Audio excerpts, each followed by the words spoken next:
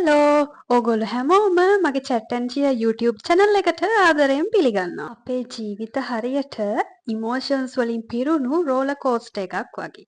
දුක, සතුට, බිය මේ හැම feeling එකක්ම අපිට හොඳින්ම දැනෙනවා. ලෝකයේ සාර්ථක මිනිසුන් බොහෝ දෙනෙක් සාර්ථක වෙලා තියෙන්නේ ඔවුන්ගේ IQ එක නිසා නෙවෙයි. ඔවුන්ගේ චිත්ත වේග බුද්ධිය නිසායි. අද අපි කතා කරන්නේ ඔබේ ජීවිතය, ඔබේ සම්බන්ධතා, ඔබේ වෘත්තිය සම්පූර්ණයෙන්ම වෙනස් කර හැකි මාතෘකාවක් ගැන. ඒ තමයි චිත්ත වේග බුද්ධිය ගැන.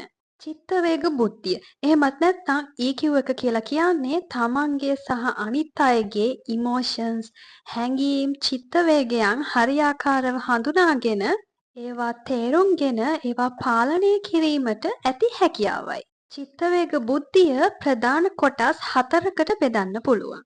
පළවෙනි එක තමයි ස්වයං අවබෝධය. එහෙමත් නැත්නම් self awareness. ඒ කියන්නේ මට දැන් මොකද්ද දැනෙන්නේ, මට කේන්ති ගියේ ඇයි කියලා තමන්ටම අවබෝධයක් තිබීම.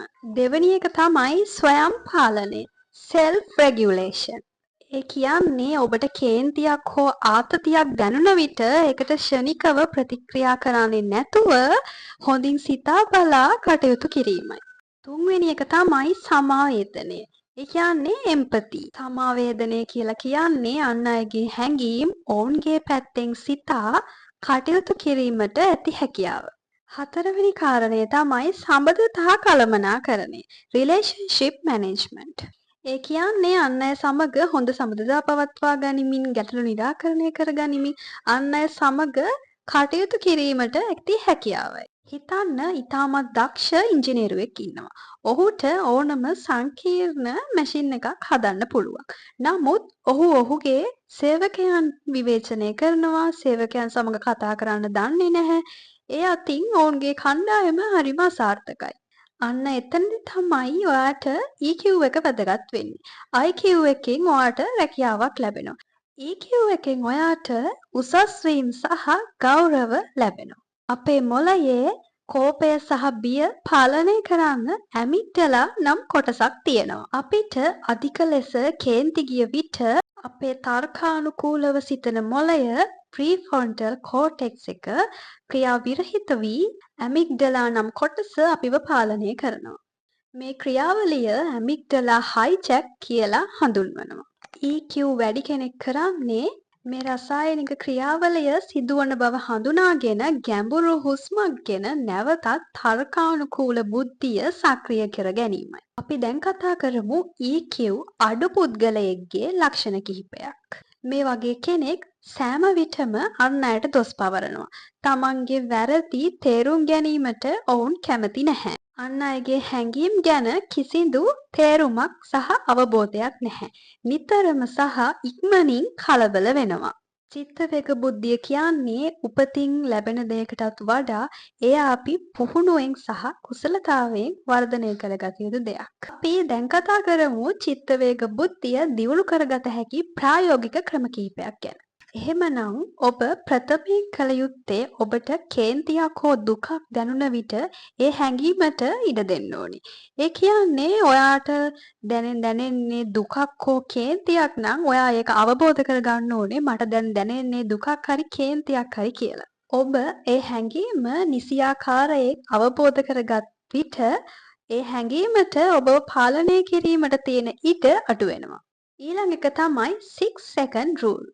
ඕනම ප්‍රශ්නයකට උත්තරයක් දෙන්න කලින් තප්පර 6ක් ඉවසන්න. ඒ කාලය තුලදී ඔබේ මොළයේ තර්කානුකූලව සිතන කොටස නැවත සක්‍රිය වෙනවා. එතකොට ඔබ වැරදි තීරණ ගැනීමේ සම්භාවිතාව ඉතාමත් අඩුයි. ඊළඟ ක්‍රමය තමයි එම්පති. එහෙමත් නැත්නම් සමාවේදනය.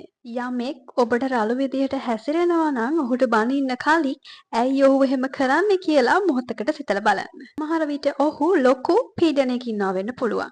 අනිත් අයගේ පැත්තෙන් හිතන්න පුරුදු වුණාම ඉබේටම ඔයාගේ සමාජ සම්බන්ධතා වැඩි දියුණු වී ගොඩනැගෙනවා. EQ යම් කිසි පුද්ගලයෙකුගේ IQ මට්ටමට වඩා ඔහුගේ සාර්ථකත්වයට බලපාන බව පර්යේෂණ වලින් පවා ඔප්පු වෙලා තියෙනවා. අපි දැන් කතා කරමු අපිට මේ EQ මෙච්චරට වැදගත් ඇයි කියලා. පළවෙනි හේතුව තමයි වෘත්තීය සාර්ථකත්වය සඳහා. ඔබට ඕනෑම විෂයක් ගැන ඉතාම සාර්ථක දැනුමක් තියෙන්න පුළුවන්. නමුත් වැඩබිමක සාර්ථකව වැඩ කරන්න, ගැටලු විසඳාගන්න, ප්‍රශ්න හමුවේ නොසැලී ඉන්න හොඳ නායකයෙක් වෙන්න මේ EQ ඔබට ඉතාම වැදගත්. දෙවැනි හේතුව තමයි යහපත් සම්බන්ධතා පවත්වා ගැනීමට. අපේ පවුලේ අය හෝ අපේ යහළුවන් සමග අපිට ප්‍රශ්න ඇති වෙන්නේ අපි ඔවුන්ව තේරුම් නොගන්න නිසායි. ඉහළ EQ එකක් ඇති කෙනෙක්ට අන් අයගේ හිත රිද්දන්න නැතුව අදහස් ප්‍රකාශ කරන්නත්, ඔවුන්ගේ හැඟීම් ප්‍රකාශ කරන්නත් පුළුවන්. තුන්වෙනි හේතුව තමයි මානසික නිදහස. ජීවිතයේ විවිධ ප්‍රශ්න එනකොට කලබල වෙලා ආතතියට පත් වෙන්නේ නැතුව තමන්ගේ හැඟීම් පාලනය කරගන්න මේ EQ ඉතාමත් වැදගත්. IQ වලින් ඔබට රැකියාවක් ලැබෙන්න පුළුවන්. නමුත් ජීවිතය ජය ගන්න නම් EQ ඉතාමත් වැදගත්. චිත්ත වේග බුද්ධිය කියලා කියන්නේ එක රැයකින් ඔබට ලැබෙන දෙයක් නෙමෙයි. ඔබ එය නිතරම පුරුදු පුහුණු කර ලබා ගත යුතු දෙයක්. ඉතින් මේ චිත්ත වේග බුද්ධිය කියලා කියන්නේ තමන්ව ජය අරගෙන ලෝකය ජය ගන්න තියෙන සාර්ථකම යතුරයි. මේ වීඩියෝ එකෙන් ඔයා යමක් ඉගෙන ගත්තා නම් මේ වීඩියෝ එක අනිත් අයටත් බලන්න ෂෙයා කරන්න. ඒ වගේම මේ වීඩියෝ එකට ලයික් එකක් දාන්න අමතක කරන්න එපා. මේ වගේ වටින වීඩියෝ බලන්න මගේ chat HC YouTube channel එක subscribe කරන්න. ඉතින් නැවත හමු වන තුරු ඔබ ඔබේ හැඟීම් හඳුනාගෙන සතුටින් ඉන්න.